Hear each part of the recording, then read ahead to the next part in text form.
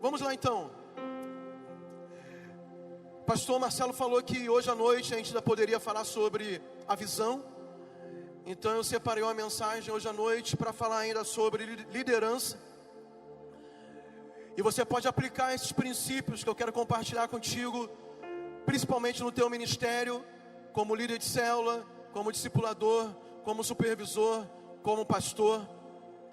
Também nos ministérios da igreja, você que lidera o louvor, você que lidera a dança, lidera a atmosfera, crianças e todos os serviços que nós temos na igreja, é necessário ter líderes e líderes capacitados.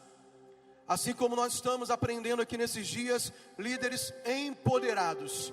Empoderados pelo poder de Deus, pelo poder do Espírito Santo, mas também você precisa ter algumas habilidades afetivas, emocionais, intelectuais, para poder exercer a sua liderança com longevidade.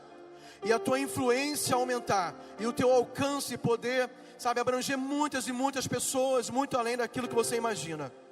Hoje à tarde dei uma voltinha na cidade a pé com o Irenilo, fomos ali até perto ali da praça da Igreja Católica. A gente estava conversando ali sobre o ministério do apóstolo Paulo, e ele estava citando para mim aquela ocasião em que Paulo, ele chega em Atenas, na Grécia, e ali já era o berço da filosofia. Os grandes filósofos já estavam ali com as suas ideias, com seus pensamentos, pensando sobre as coisas da vida e do mundo e da existência, o sentido de ser, o sentido de existir, o que fazer, sobre propósitos e destinos.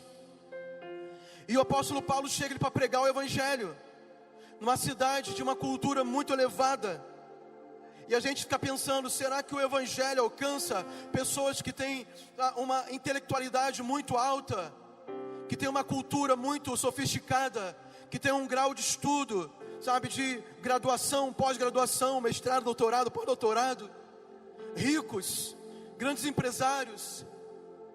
E ali fica provado que sim, por causa da capacidade que aquele homem tinha, primeiramente pelo poder de Deus, mas também uma capacidade intelectual, de conhecimento.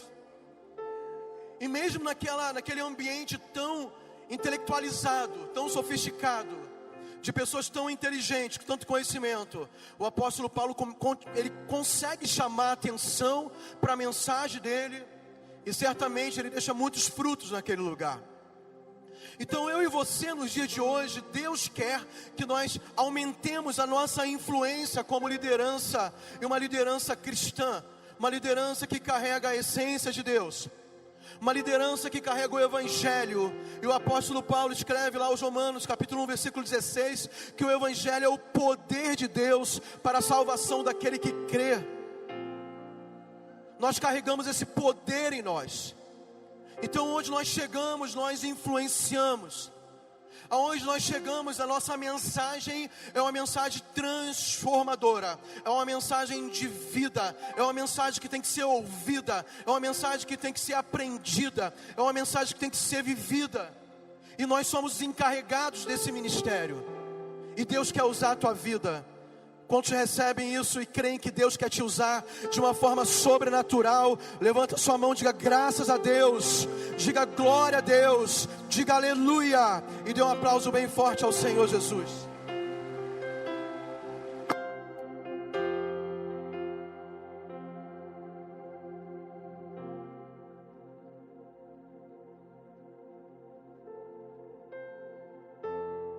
Foi isso.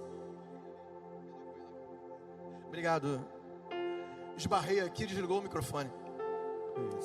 Eu quero falar só apenas 4 pontos sobre aspectos importantes de um líder que faz a diferença, líder que se torna excepcional, líder que se torna alguém usado pelo Senhor e marca o seu tempo e a sua geração.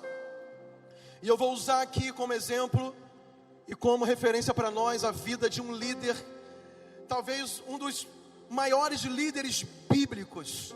Eu fico encantado com a história desse homem. Na história dele, certamente ele não foi perfeito, porque somente Jesus foi perfeito aqui na terra, mas a história narrada de Neemias na Bíblia não mostra oscilação na vida dele. Ele era alguém irrepreensível. Ele foi alguém que foi usado por Deus para fazer uma obra estupenda, uma obra monstruosa, uma obra milagrosa.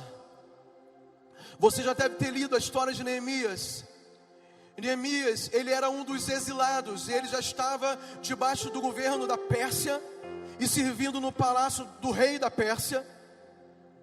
E naquele lugar ele era um copeiro, ele era copeiro do rei, ele servia à mesa do rei.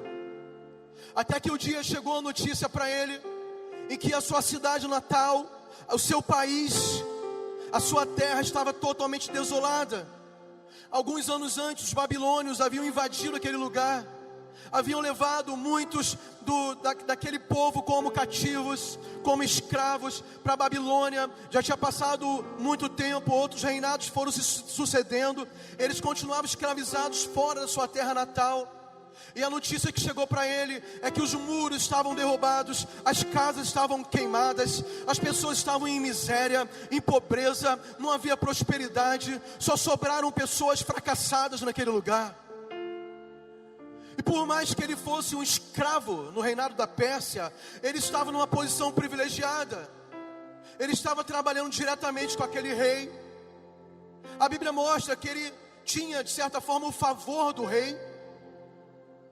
A Bíblia mostra que ele tinha talvez algumas comodidades, algumas mordomias naquele lugar, mas o coração dele era apaixonado pelo seu povo, e ele não pôde suportar, sabe, de modo natural a notícia da forma que estava a sua cidade, os muros, as pessoas, as construções. Certamente ele se lembrava dos momentos em que eles se reuniam para adorar ao Deus de Israel, quando eles poderiam ter suas casas, quando eles tinham suas plantações, quando eles tinham o seu gado, quando eles criavam seus filhos na sua cidade, que era a terra prometida. De quando esse povo saiu da escravidão do Egito e possuiu aquela terra, era uma conquista enorme, mas eles já tinham perdido por causa dos seus próprios pecados. E a Bíblia diz que o coração de Neemias se entristece, o semblante dele cai, e o rei percebe.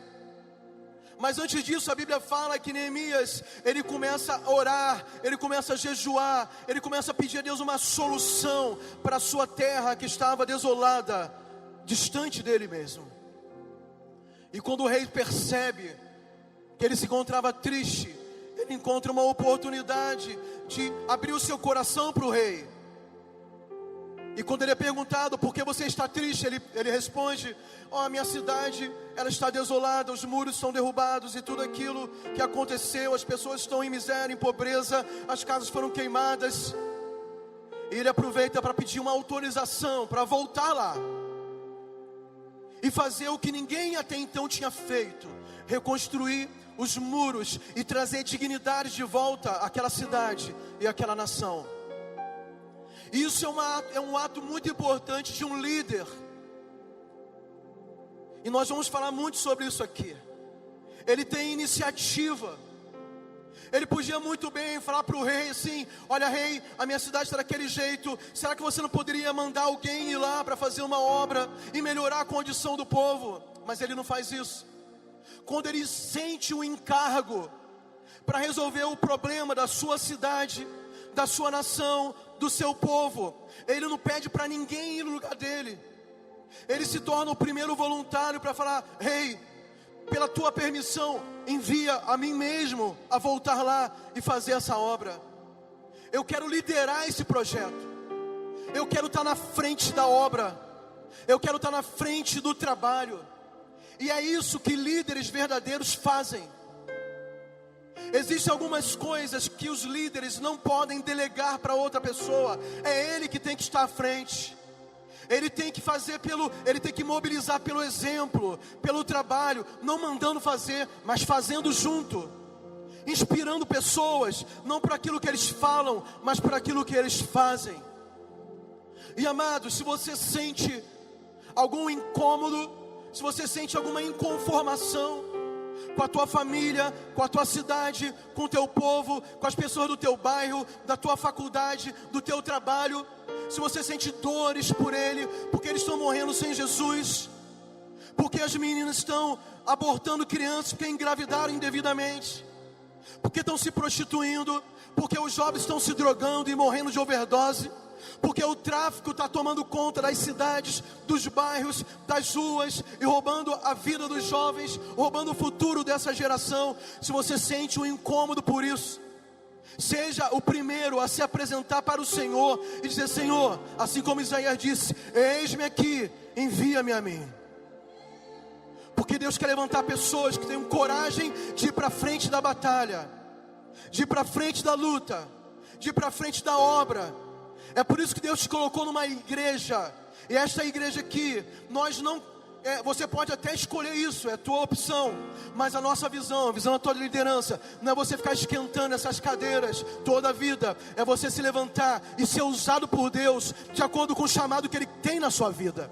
Seja para discipular, seja para liderar uma célula, seja para ser um pastor, seja para pregar lá fora, seja para ser um político, como temos o prefeito aqui, para você ser um grande empresário, para você ser um professor na universidade, nas escolas, mas que você tenha um encargo de implantar o reino de Deus, porque a Bíblia diz que o reino de Deus é justiça, é paz e é alegria no Espírito Santo.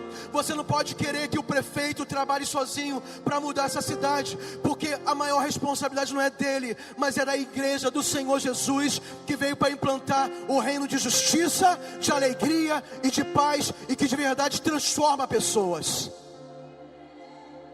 E eu quero perguntar quantos estão dispostos a responder: eis-me aqui, Senhor, eu estou presente, eu estou aqui, o Senhor pode me chamar, pode me enviar, porque eu irei. E essa mensagem aqui, eu estou chamando ela dos 4 F's.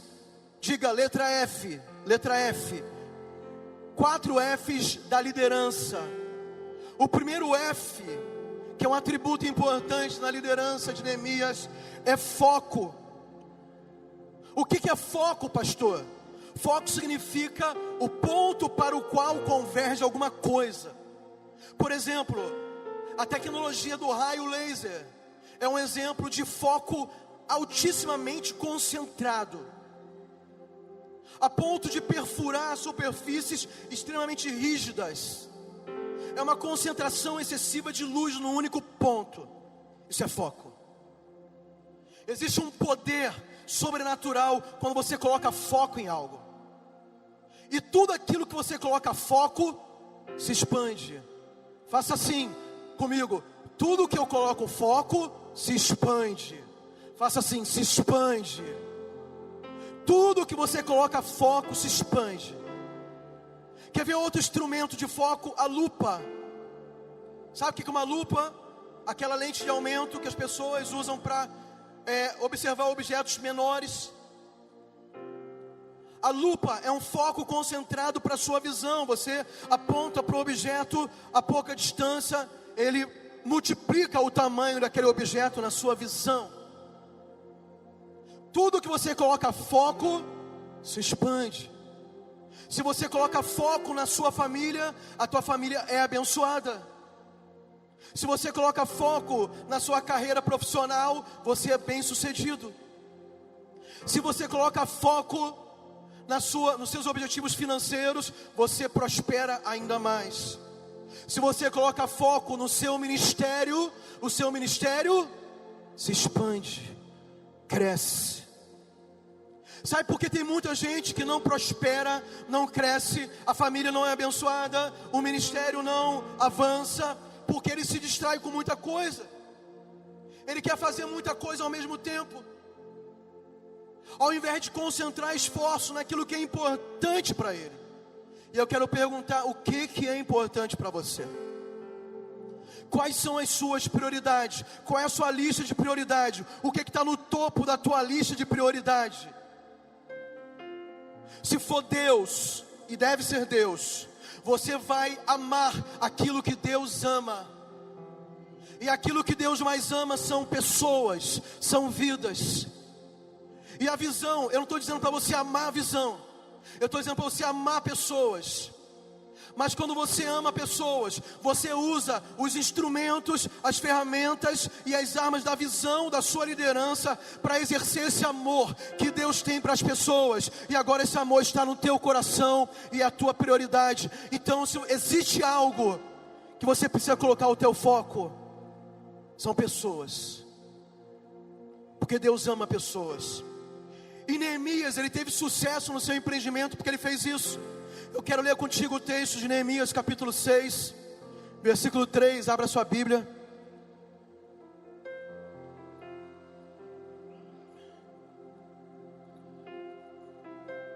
Neemias 6, versículo 3 diz: respondi com a seguinte mensagem, Neemias respondendo: estou envolvido com uma obra muito importante. Uma obra muito o quê? Diga importante. Diga bem forte, importante. Uma obra muito importante. E não posso ir. Aí ele pergunta: por que eu deveria interromper o trabalho para me encontrar com vocês?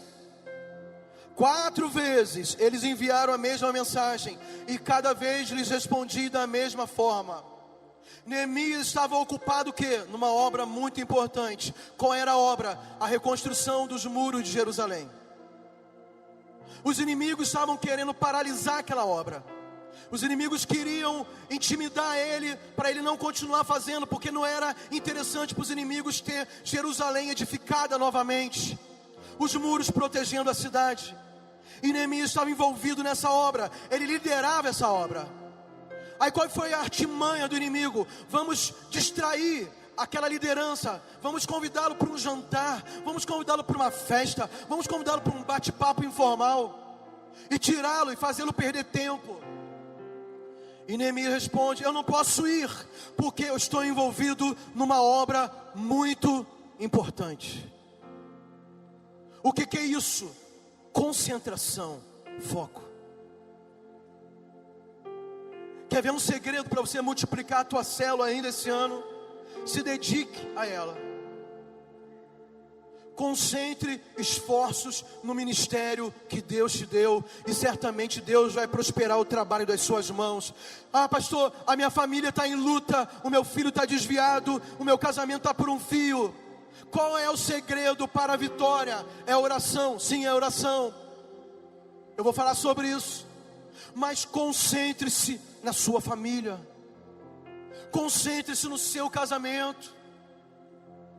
Você vai ter que abrir mão de algumas coisas para isso. Você vai ter que dizer não para alguns convites. Vai ter que abrir mão da partida de futebol dia de terça-feira à noite, para estar mais em casa. Vai ter que abrir mão de ficar várias horas na internet assistindo qualquer coisa aleatória, para ter tempo de qualidade com a tua esposa, com os teus filhos. Vai ter que sacrificar tempo de jejum e oração, estando perto. Amém ou não amém? Quantos estão comigo, digam amém. Então diga, primeiro F, foco. Diga foco. Diga assim, número 2. Diga bem forte, força. Neemias capítulo 6, versículo 9 a 11. Estavam apenas tentando nos intimidar, e imaginavam que iríamos interromper a obra. Assim continuei o trabalho com determinação ainda maior. Algum tempo depois fui visitar Semaías, filhos de Elaías e neto de Meetabel, que não podia sair de sua casa. Ele disse: vamos nos encontrar no templo de Deus e trancar as portas. Esta noite seus inimigos virão matá-lo. Eu, porém, respondi. Neemias respondeu: alguém de minha posição deve fugir do perigo? Alguém como eu deve entrar no templo para salvar a vida? Não farei isso. Ele era um líder valente, igual o pastor Atilando. Valente. Cadê ele? Está ali. Valente, corajoso. Ele mostrou força. Os inimigos estavam tramando matá-lo e tinham já armado uma emboscada contra ele. Aí um amigo dele falou assim: vamos correr para dentro do templo, para o templo da igreja, trancar a porta e vamos nos proteger para ninguém te matar. O que Neemias responde? Mas rapaz, eu por acaso sou algum covarde que vou me esconder na igreja? Eu vou continuar fazendo aquilo que eu fui chamado para fazer.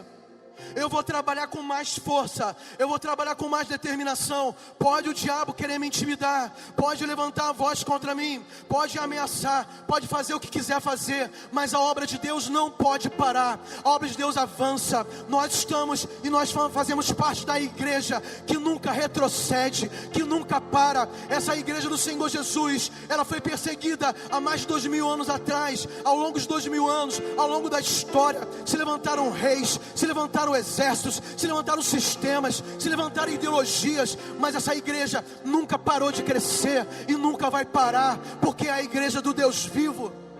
E agora é a nossa vez de mostrar força, é a nossa vez de mostrar determinação.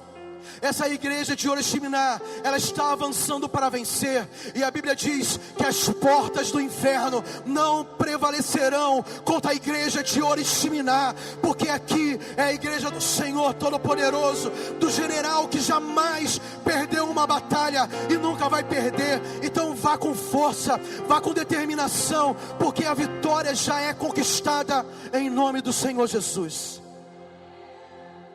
Deus está levantando líderes fortes aqui. Sabe o que a Bíblia fala? Se te mostrares fraco no dia da angústia, a tua força será pequena. O momento que você precisa se mostrar forte é justamente no dia da luta, no dia da dificuldade, no dia da adversidade. Quando o apóstolo Paulo escreve Efésios capítulo 6, ele fala que viriam dias maus, e nós passamos por dias maus.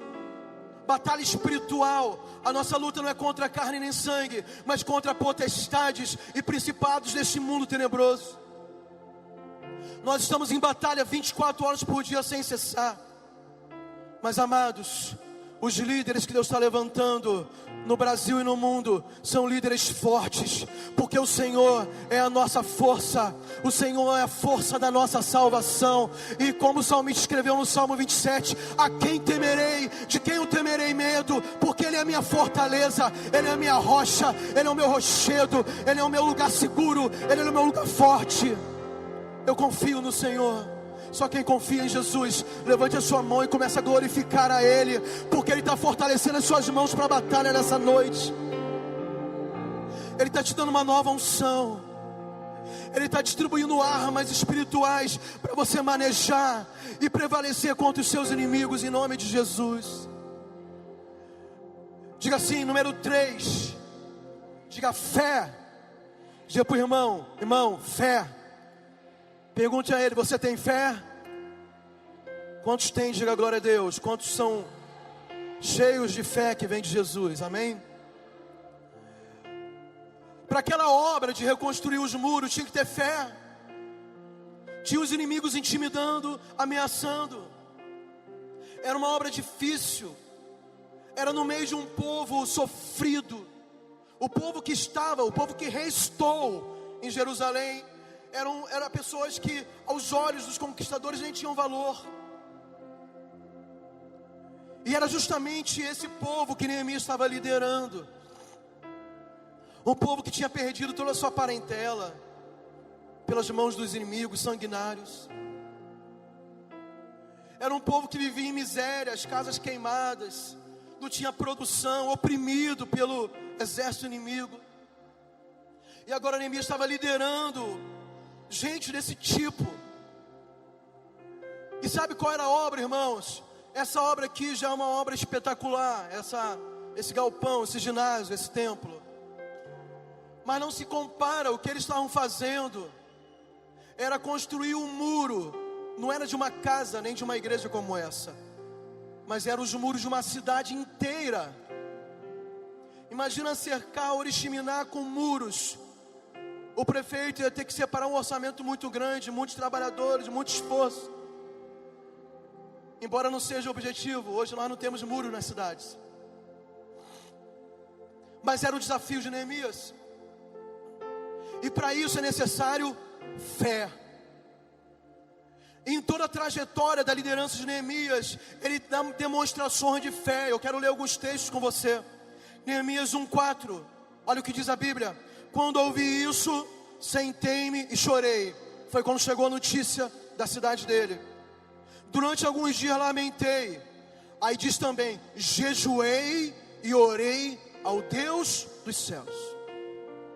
Jejuar e orar é demonstrar dependência ao Senhor Jesus. É quando você demonstra a tua fé. Primeiro você se liga no vertical, depois você parte para a ação. Mas nós temos que demonstrar e clamar ao Deus do céu quando nós estamos envolvidos numa obra muito grande, muito difícil. Quando os inimigos estão resistindo, amados, você tem que demonstrar que essa obra é uma obra espiritual. E você só pode participar de uma obra espiritual com capacidades espirituais. E essa unção, essa graça, esse poder para realizar grandes obras debaixo das mãos de Deus, só é conquistada pela fé, através de jejum e de oração. Quantos pode dizer amém?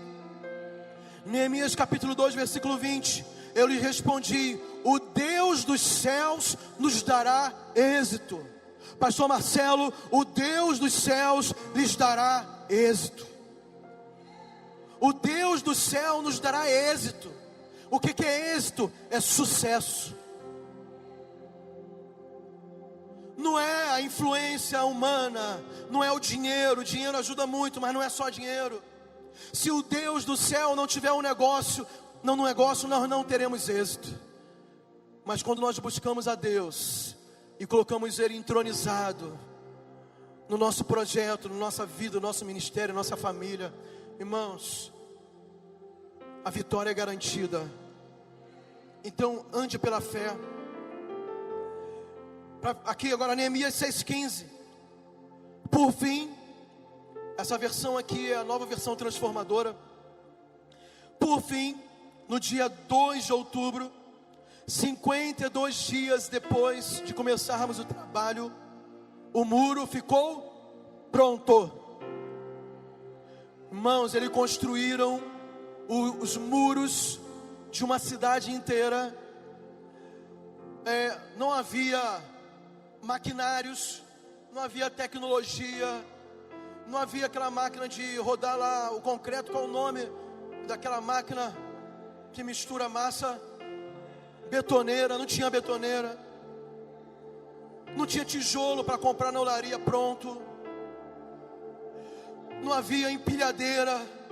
Não havia caminhão para carregar material. Sabe o que havia? Fé. 52 dias eles concluíram o muro. Quando você anda pela fé, aquilo que não é natural acontece na tua vida. Eu quero te perguntar nessa noite: o que você precisa de fazer? O que Deus tem colocado diante de você, que aos teus olhos está no nível do sobrenatural, que você fala assim: eu não tenho capacidade para fazer isso, eu não tenho forças para fazer isso, eu não tenho dinheiro para fazer isso, eu não tenho influência, eu não tenho equipe, eu não tenho nada que seja natural para eu fazer essa obra, mas está em minhas mãos. Se você está nessa situação, eu quero dizer que a sua fé faz o impossível acontecer. Não existe impossíveis para Deus. Eu quero que você pegue agora e se aproprie dessa fé sobrenatural, para que você possa sair daqui nessa noite, depois dessa conferência, sabe, ultrapassando muralhas, passando por cima de mares, voando nas asas do Espírito. A Bíblia fala que aqueles que esperam e confiam no Senhor, eles voarão com asas como águia, eles correrão e não se cansarão, eles caminharão e não se fatigarão, porque eles andam pela fé. A Bíblia fala que aqueles que são de Deus, eles não andam pela vista, eles andam por fé. E a Bíblia ainda diz em Hebreus que Deus não tem prazer naqueles que retrocedem. Então eu quero te dizer nessa noite: continue olhando para frente, ande pela fé e conquista a tua vitória, seja ela qual for, em nome de Jesus, porque Deus está derramando sobre nós uma fé sobrenatural nessa noite. Se você recebe, dê um aplauso bem forte.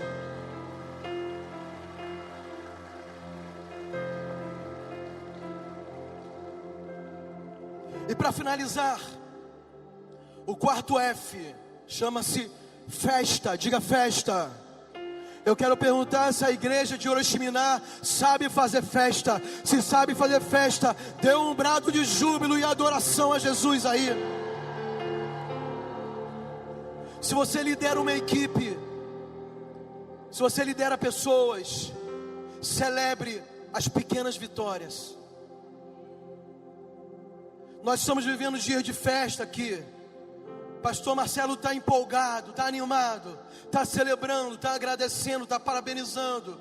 O coração dele está transbordando de alegria, porque nós somos contagiados pela alegria dele aqui.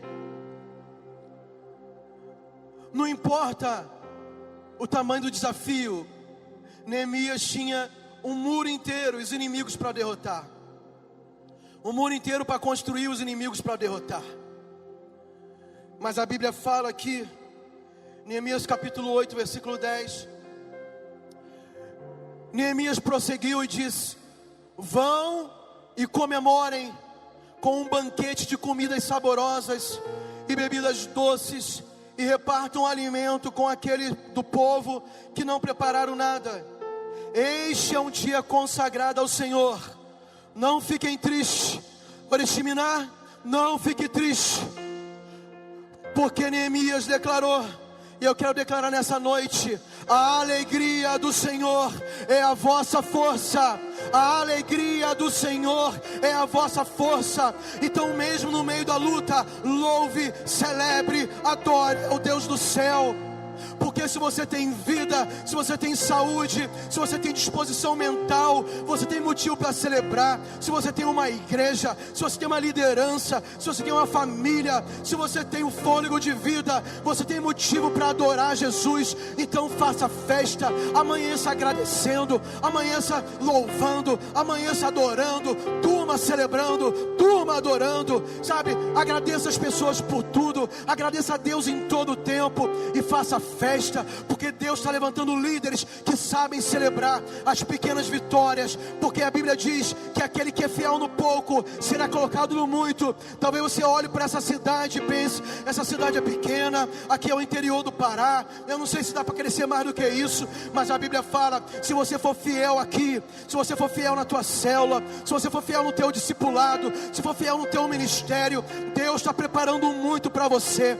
Deus vai fazer você andar em lugares altaneiros. Deus vai fazer você correr em lugares altos como a corça, com velocidade, com força, com autoridade, porque Deus está à procura de homens e mulheres cheios do Espírito Santo, corajosos, com o coração grato, que tem força, que tem foco, que tem fé e que faça festa para celebrar o Rei dos Reis e o Senhor dos Senhores. E se você ama Jesus e recebeu essa palavra, fique de pé nesse momento e dê um aplauso que vai fazer a tampa da chaleira voar. Não é isso aí, Tony Salles? Vai voar a tampa para todo lado aqui. Oh, aleluia. Eu quero orar por você. Coloque a mão no teu coração. Senhor, aqui está essa igreja poderosa. Eu quero te louvar por esses dias tão impactantes que vivemos aqui. Obrigado porque eu recebi tanto da tua presença, tanto amor, tanto ensinamento. E o que eu vim transbordar aqui, através do poder do teu Espírito, da tua palavra, Senhor, encontre corações com o solo pronto, para que essas sementes possam frutificar a 30, a 60 e a 100 por um. E Senhor, que seja um novo tempo para essa igreja, para essa cidade. Nós estamos prontos, Senhor, para seguir adiante, para seguir em frente. Nós estamos prontos para responder o teu chamado. Senhor, em nome de Jesus, usa essa igreja para abençoar essa cidade. Nós abençoamos Oriximiná com prosperidade. Mais uma vez eu abençoo o prefeito dessa cidade, esse jovem político, gestor. Eu sei quantas lutas ele tem enfrentado, mas o Senhor levantou as autoridades para nos abençoar. Usa o governo dele para que essa cidade seja conhecida pelos atributos do teu reino: justiça, paz e alegria. Que não haja miseráveis em Oriximiná. Que nessa cidade não tenha casos de ninguém passando fome. Que não falte remédio, medicamento médico para essa cidade. Nós declaramos que todos os índices de violência já caíram por terra, em nome de Jesus. Nós declaramos que todo o tráfico de drogas, toda a prostituição vai ser transformado em pontos de pregação da tua palavra. Essas mesmas pessoas serão usadas como líderes na tua casa para transformar vidas, para salvar vidas. Declaramos, Senhor Deus, um foco de avivamento nesse lugar, onde a política, a educação, os negócios, o ensino, os esportes, as artes e a igreja serão uma coisa só, e o teu nome vai ser glorificado, e essa luz vai brilhar e vai chamar a atenção de todo o Brasil e das nações, porque eu declaro que nessa noite Jesus é o Senhor de Oriximiná. Só aquele que crê, diga amém. Deus abençoe em nome de Jesus.